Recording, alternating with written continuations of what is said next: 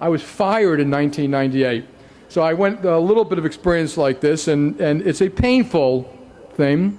My boss, who had worked for 15 years, called me in and said, we want you to resign. To which I said, okay.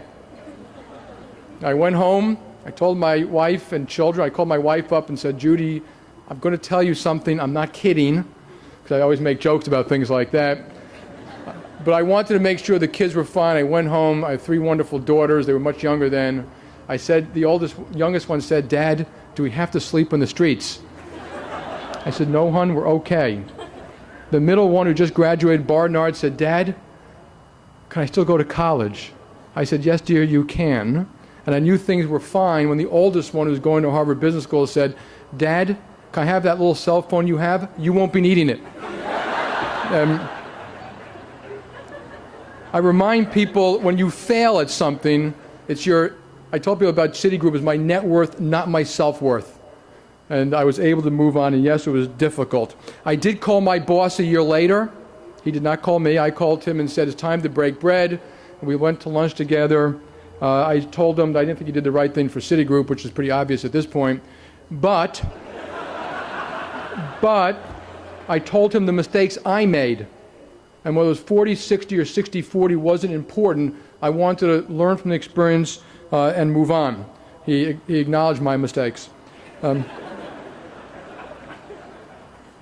You had better be a little tough in this world of ours, because you will be criticized when you take jobs of leadership, and almost any job. And so you have to grow a little bit of a thick skin. At one point, when Hank Paulson, Secretary of Treasury of the United States, was getting a lot of criticism, and Tim Geithner, about some of the things they were doing in a very difficult environment, I called them up and read them a Teddy Roosevelt quote, which I hope you should all remember, particularly all the students here. And it was something like the following, that the credit does not go to the critic in the stand. It goes to the person on the field, bloodied and bruised, striving to achieve something. And I think that that's very true, so that when you get the criticism, let it go off your back. And I think we should remind ourselves, when it comes to mistakes, a lot of what's going to happen in the next 25 years to you, it's not just your skill, there's luck involved. So don't get too exuberant when you do well, and don't get too depressed when you don't. Number 4, to thine own self be true. You have to fight self-deception.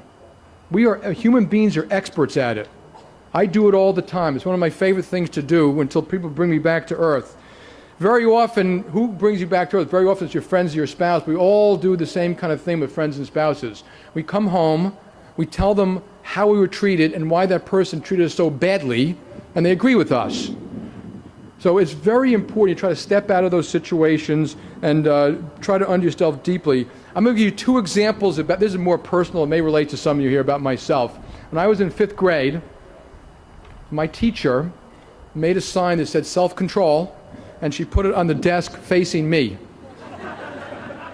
That went on for many, many years, and it wasn't until I was 45 years old that I realized that anger is a bad thing. And that people used to say to me when I was younger, that was a well-placed blow of anger, well-timed and well-delivered. It was never deliberate. It was just a welling up of anger. Usually I had to apologize. In fact, at one point, someone gave me a box of cards, which all I had to do was fill in the day. And the card said, hello, my name is Jamie Dimon. I'd like to apologize in advance for my behavior on the day of X. And so anger always backfires. It hurts people. You have to apologize all the time. It's better to skip it. You all know about IQ and EQ. Your IQs are all high enough to be very successful. Where people often fall short, it's on the EQ. And emotional intelligence is critical, and it's something you will develop over time too. Matter of fact, a lot of management skills are more EQ. How do people function? And when I look at EQ, I always think to myself, why is it that when some people walk in a room, we all brighten up?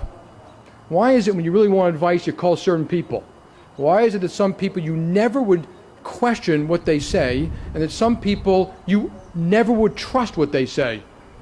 And those are emotional skills and empathy, but you're a human being. You have these other things which we all have to develop all the time and work at them all the time. And they're things like passion, work ethic, character, integrity, and you're the sum of all of these things. Your IQ alone will not get you through the dark days or the tough times. You need to develop all these things, to develop them consistently. Take care of yourself, your family, and your friends. You're going to get involved in very high, stressful situations. If you don't take care of yourself physically and emotionally, you will fail. You have to do it. I used to feel guilty when I get in the office late sometimes, late being 8:30 to 9, because I stayed to exercise. Exercise is a good thing. It clears your mind. You have to give yourself vacations and family time all the time. One example I went on vacation many years ago, and like a lot of you, I played tennis in the morning with friends, I ran in the afternoon, we had dinner with friends, and my kids were kind of ignoring me that whole vacation. And the next vacation I said, no, I'm going to spend only with the kids. Nothing else, no friends, no tennis, and it's amazing how much fun you have and how much time you play with them. There's no such thing as quality time without quantity. So when you have children, don't think you can make up with short briefs of quantity time. They won't get there with you. Leadership, it's issue number 2.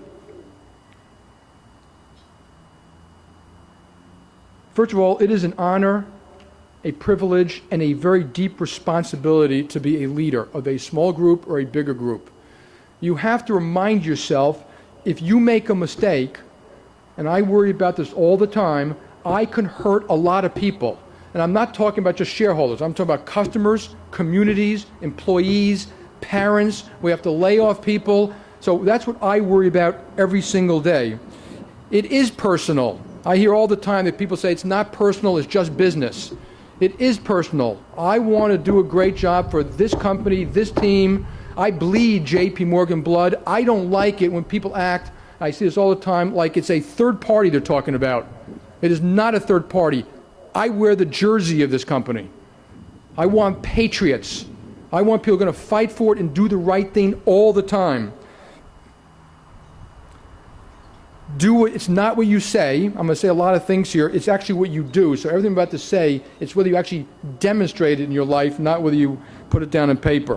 I'm going to go through 11 attributes. The attributes are intertwined. You can come up with different names in different ways. The only difference in a crisis, by the way, is which ones are more important. The balance changes. But you need all of these to do a very good job as a leader. You have to be very disciplined. I was not that disciplined. I didn't work as hard as my wife here, and I was a little lazy. But when I started working, you have to be disciplined. Discipline is rigorous, detailed meetings. You do it consistently. You have to have a work ethic. It's like exercising or weeding the garden. You don't get there and stop. And the competition is always coming down. It's continuous improvement. You have to always be striving for improvement. Discipline in a crisis, by the way, we would go from once a week risk meeting to 3 times a day. And from 10-hour days to 20-hour days. That was the only difference. But the process I'm going to talk about a little bit is the same. You have to have great fortitude. I don't know who wrote the book, but they talked about fierce resolve. You have to have fortitude and the ability to act. You can be crippled by politics, bureaucracy, and people who just don't want change. When I first got to Bank One, it was quickly clear to me the company had systems problems, management problems. We didn't treat our customers well. Our expenses were too high. And to survive and thrive, we're going to have to lay up a lot of people. The board didn't want to make the changes. The management didn't want to make the changes. As a matter of fact, the management said, it wasn't my fault. I don't know who else's fault it was. You have to push back against it. At one point, I cut the size of the board. I went to the management team. We cut 100% of their bonuses the first year. We took away their pension plans, their cars, their clubs. I made a lot of them go with me to every site where we're laying off people and say, we're sorry that we put you in a position that we have to lay off people at this company. You have to have the ability to act. You've got to make a list of what it is and then get it done. Yes, orchestrate it, coordinate it. Don't do it in haste. Think it through, because that will backfire too. But for the most part, people simply don't do what needs to be done.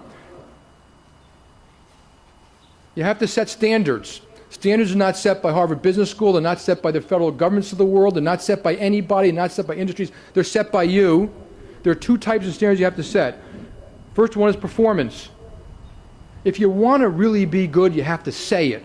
You have to say, we want to be good and we strive to be among the best. You have to compare yourself to the best.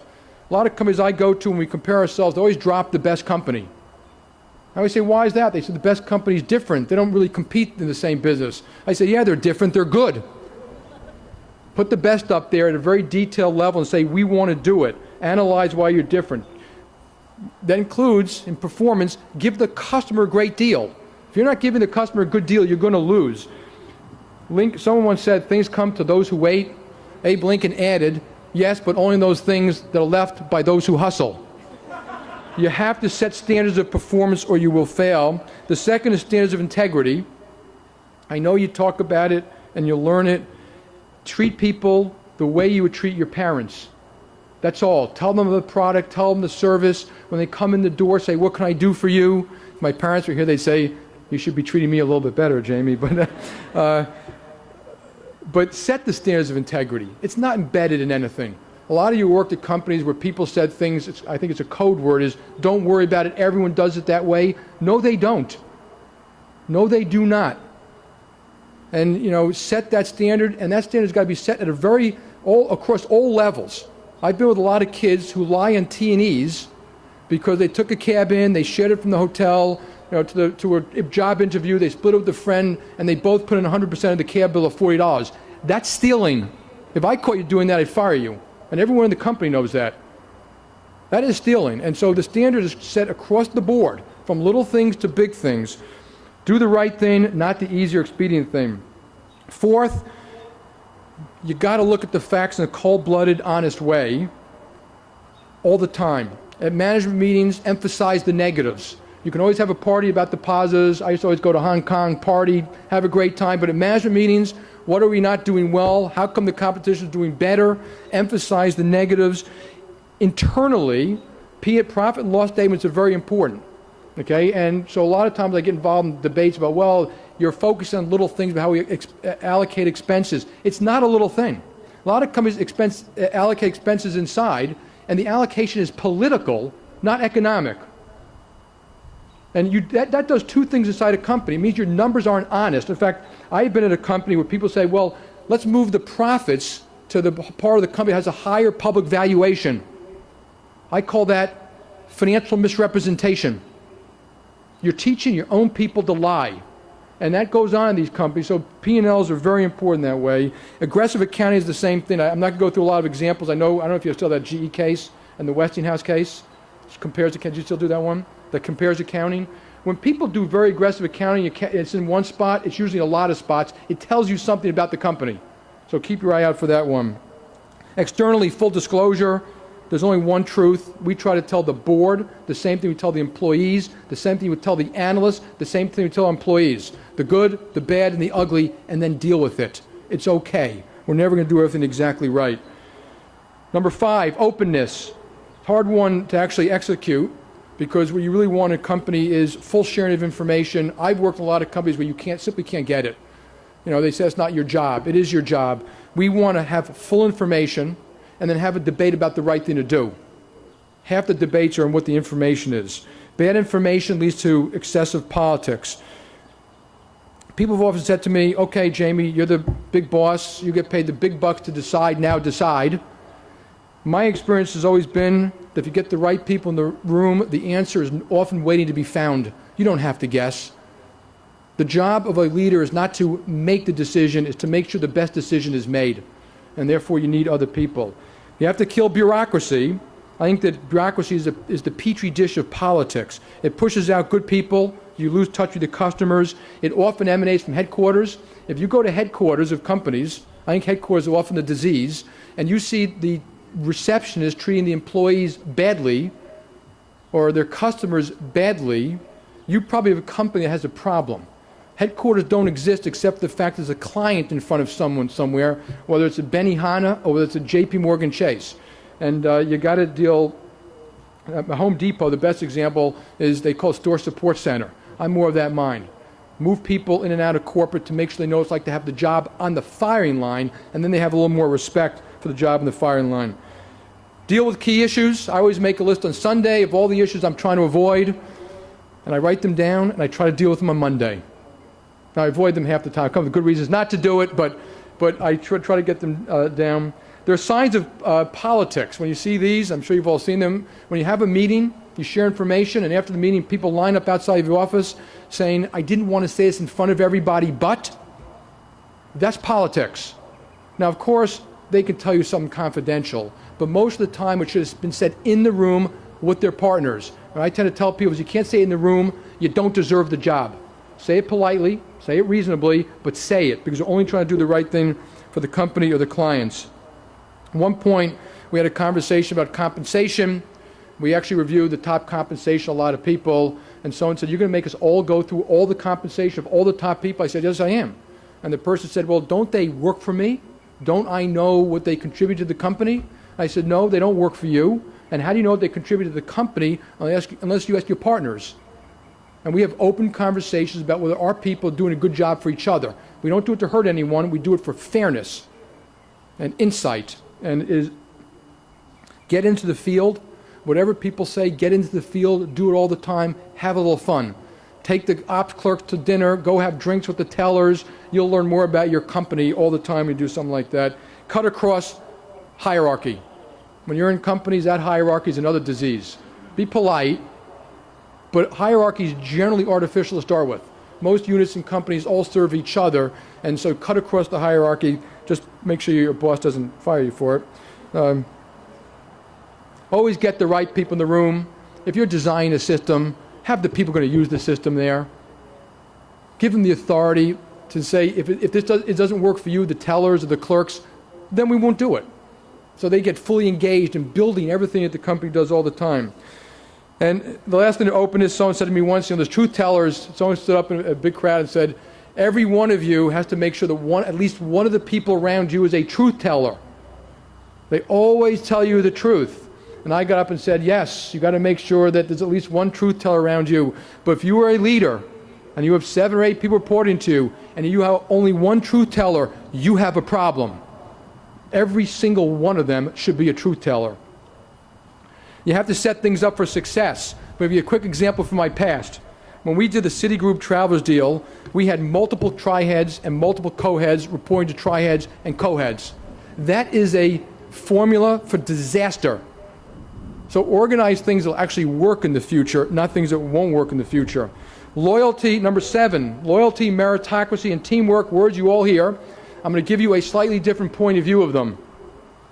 When I was a young CEO, someone asked me, we love the company, but you demoted Joe. You embarrassed him. How can we be loyal to you, which we asked for, which I believe in, when we're not loyal to Joe? And I honestly couldn't answer the question. And I went home that night and I thought about it. And I called the person up the next day. I said, yes, you were right. We demoted Joe. And Joe is a pillar of society and a wonderful person. And yes, we did not want to embarrass him. But Joe was no longer doing a good job. If we were, quote, loyal to Joe by leaving him in that job, we would have been hugely disloyal to everybody else and the clients of the company. And that, by the way, is the hardest job you are going to face, right there. Doing the right thing when it may be removed. Don't embarrass someone. I think it's one of the great mistakes when people embarrass people all the time publicly who've worked hard for a company. That is a terrible thing to do. If you are loyal to Joe and not the company, you do not have a meritocracy. I remind people, we talk about diversity, Joe is usually a middle-aged white guy.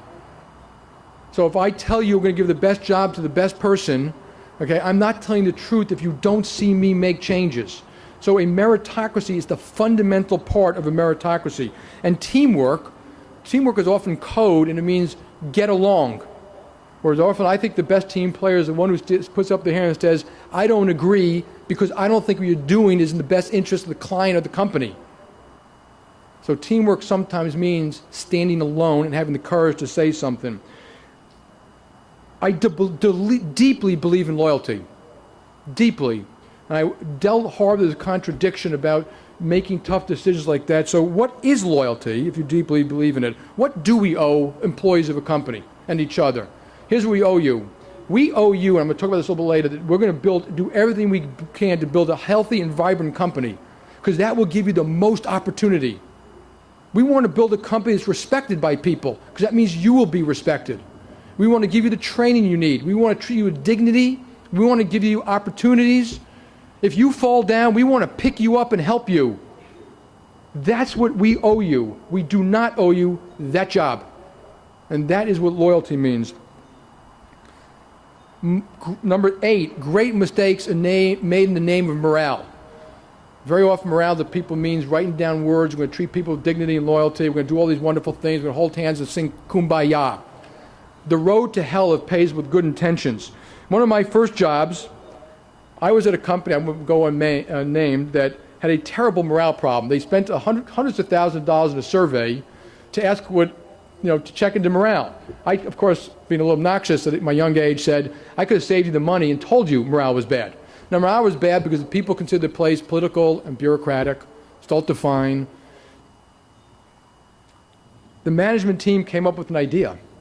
The idea was, and they convinced themselves it was a great idea, that they give every employee $300 of restricted stock to show that they care and to give them a vested interest in the company.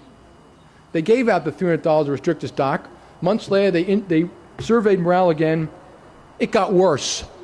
And I'm going to make a very simple, common sense example of why it got worse. And business is just common sense sometimes. If you walk up to me and say, Jamie, your company is political and bureaucratic. I don't like working here. I would never recommend to have a friend come here. And I look back and say, oh yeah? Well, here's $300. What you want us to do is fix the problem. We can't buy your loyalty, and we certainly can't buy your morale. Morale comes from fixing problems, earning respect, and winning. I always remind people, show me a very bad company that loses all the time, I'll show you bad morale. Number 9, treat all people properly, with respect. Treat them all the same, whether they're clerks or CEOs. I find it very upsetting. Someone once mentioned, yes, Jamie, that's true, but you treat them all badly sometimes. But don't treat them well, but treat them equally. Everyone serves everyone else in a company, from that receptionist to that teller to the ops person, and we should always acknowledge that we serve people. If we don't return our phone calls, they're not going to return theirs. So I always remind myself that anything I'm doing for someone is because they have a client in front of them. Promote people who are respected. Ask yourself a question when you promote people. Would you have your child work for that person? Because half the time we promote people, we would not let our kid work for them. And you should really question about why you would allow something like that. Number 10, this is one of the hot topics, get compensation right. So get the incentives right. Build the P&Ls right, get the incentives right. But I always remind people at our company, I don't care what the P&L says or what the incentive system says, do the right thing for the client anyway. That's never an excuse for bad behaviors. Companies, even big companies, we need entrepreneurs. So we have to accommodate thoroughbreds, people who want to make money, innovators, and so we have to make sure we have that inside our company all the time too. To get compensation right, you have to acknowledge that failure is okay. We want people to fail. I think they're good mistakes. You argued it, you thought it through, you talked to the right people, and you were wrong. And so you have to allow failure. Compensation, a little bit of a partnership. Internal fairness is often far more important than anything else that takes place. Performance is hard to judge.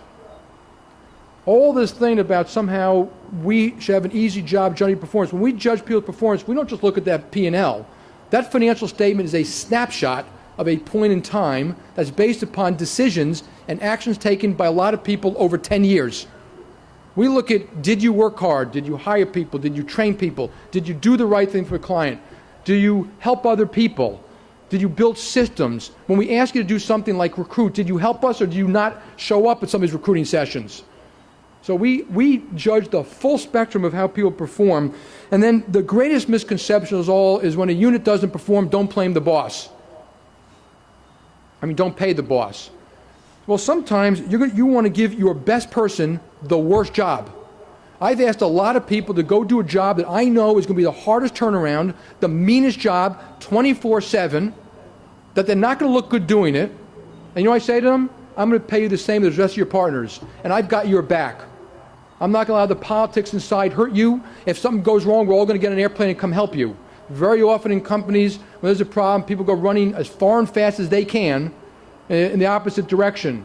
Whereas when we have problems, we want the good people to say, I can help. And we often protect them on comp. when they do something like that. Performance also deeply, always ask this question, has to look at the rising tide and the cycles. Don't let that fool you or lull you into a false sense of security. And that's some of what happened in this crisis of ours, which I'm not going to go through here. The CEO is the captain of the ship. When CEOs are hired, sometimes they have a guarantee or a buyout or something like that. I think it's very short, that's okay. When I got to Bank One, I had a 1-year guarantee. I'd hired a bunch of people. One point in the year, they came to see me and said, Jamie, we can't do the job. They had 1-year guarantees too. I've almost never hired someone for more money, a multi-year guarantee, or a bigger job. I don't bribe people to join the company. If I have to bribe you, I don't want you. You want to come build a great company? Love to have you here. They came to see me and said, we're not going to take our guaranteed pay because we can't do what we have to do and travel around and make these tough decisions. And as they're walking out, they looked back at me and said, and by the way, we don't think you should take yours either.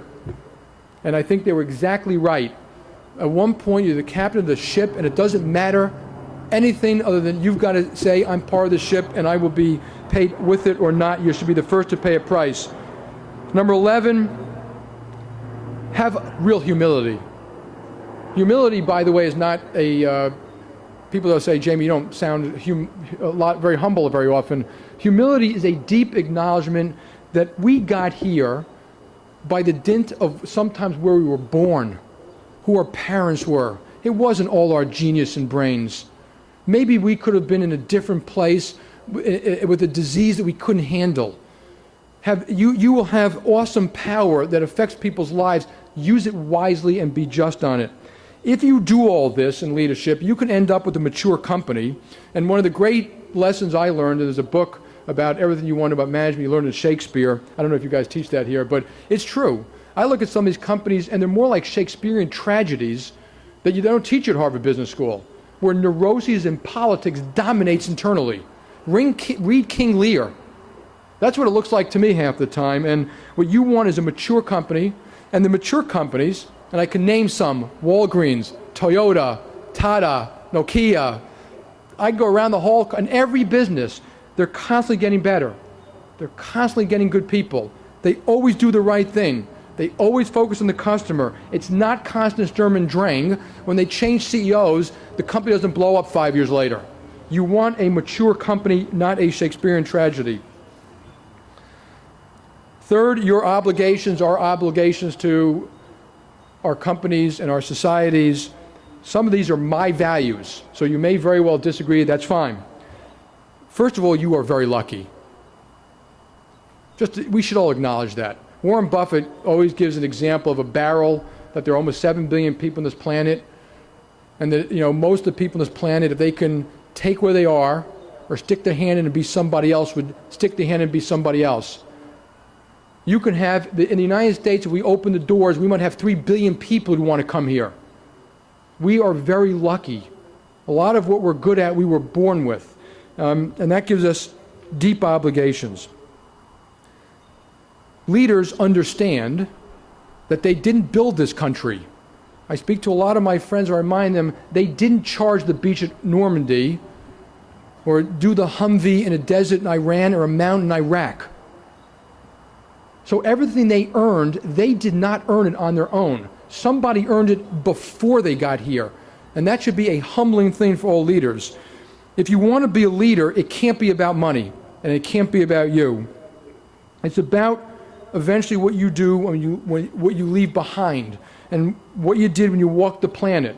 Teachers, politicians, scientists, generals left this planet better than us. And someone said, and I'll tell you what I think about it, said, what would you want on your tombstone? Think about that when you become a leader. What do you want on your tombstone? So here are 3 of the important things to me. I was asked once in China by a reporter, what's really important to you? And I started talking about the company. He said, no, what's important to you as a person? And I said, in this order, my family, humanity, my country, and somewhere down here, J.P. Morgan. And I do mean that, in that order. And I'm going to explain why. The family you brought into this world, the people who love you the most, you love the most, and I've already spoken about giving them time. The only advice I'm going to give you about family at all or friends, and this is more to the men than to the women here, turn off the TV. You don't have to have dinner with your buddies all the time. Your vacations belong to your family. Your weekends belong to your family. You got to do that, or you will lose them. And the reason I don't devote all my time to my family is because, as you all know, your kids eventually don't want to see you anymore either. And they all go have their own purpose in life. So I tell people the best that I could do, I think, is build this company that I run as best as I can. And it's the best that I can do for the country and for humanity. The road to hell is paved with good intentions. I am devoted to making J.P. Morgan a healthy, vibrant company. And people ask me, what's the most important thing to you? Making this company healthy and vibrant. I will make enormous sacrifice to do that. Because if I don't do that, I'm hurting our employees, our customers, our families, our communities. We are a very charitable company. We give away $100 million a year. We pay for our vets when they're called back to duty overseas. We pay their full salary. We invented ATMs for the blind. We teach inner-city school kids. When the hurricane, the tsunami, the earthquake hit, we immediately sent money and aid. And I speak for a lot of companies. We are a very good company. But it is all predicated on being healthy and vibrant. And sometimes people forget that, and they let the company become sick, and then you're hurting all these things. So I spend a lot of my time making sure we can do all these wonderful things by making sure the company is healthy and vibrant. Finally, humanity and country. We're going to get through this crisis, so I'm not going to talk at all about the crisis. And I think America is a great place. I'm wildly optimistic about the future of America. It is still one of the shining lights on this planet. It has been and it will continue to be. But I am deeply troubled by the notion that success is a given. It is not a given. And this country has a lot of things it has to do, and policy is something that you're all going to have to start to work on to make sure we do things right all the time. To serve humanity, and I'm talking about America, but I think it applies to all countries, we all need to do things that make the planet better. In the United States, for example, we have had our third energy crisis, which is an environmental crisis. The reason we have it is we do not have the fortitude to make decisions that other countries made a long time ago to tax energy. We come up with a lot of things that aren't going to work, and the one thing that will work we won't do because we don't have the fortitude. We, in the United States of America, and I know it's true for countries around the world, half of the kids who graduate inner-city schools, half of the kids in inner-city schools don't graduate high school. That is a disgrace and an embarrassment which we're going to have to work hard to fix. So I remind people that it's okay to share the wealth. I don't mind paying taxes. I wouldn't mind paying more taxes. But I also am very careful as we get involved in these things that we don't destroy the wealth by having bad policy. Bad policy can do that. I think Harvard Business School graduates can spend a lot of time making sure we have very good policy. The world needs your help. And you did mention it was a defining moment. I think it's a defining moment in terms of politics, the Middle East, America, and you, President of the United States. It is a defining moment, but a house divided doesn't stand. So I think we all need to do as much as we can. Many years ago, I'll leave you with two last thoughts. One last thought, and I'll tell you what I want my tombstone to say. Many years ago, I read an article in the paper that was written by a Medal of Honor winner. The person won a Medal of Honor on Normandy Beach, June 6, 1944. And the person said something like the following. I wish I could have gotten it for this, but I only remembered it this morning. The person said, "I will never forget that day or the people who died by my side. I am so proud of them, though I don't consider my medal earned by just me." He said, "But now I'm 70 years old. I'm looking back at my life, and I realize the people who deserve a medal are the people who for 70 years, day in and day out, were good parents, good friends, helped the sick, helped make it a better world, through thick or thin, all the time, in little ways and in big ways." And that's how you are all going to add to this planet too. So my tombstone, actually not my tombstone, I'm not going to sure I'm going to put my tombstone, but I hope people say, we're going to miss the SOB, and the world is a better place from having been here. So thank you, congratulations, God bless you all, Godspeed, and help make it a better world too. Thank you. Thank you. Thank you.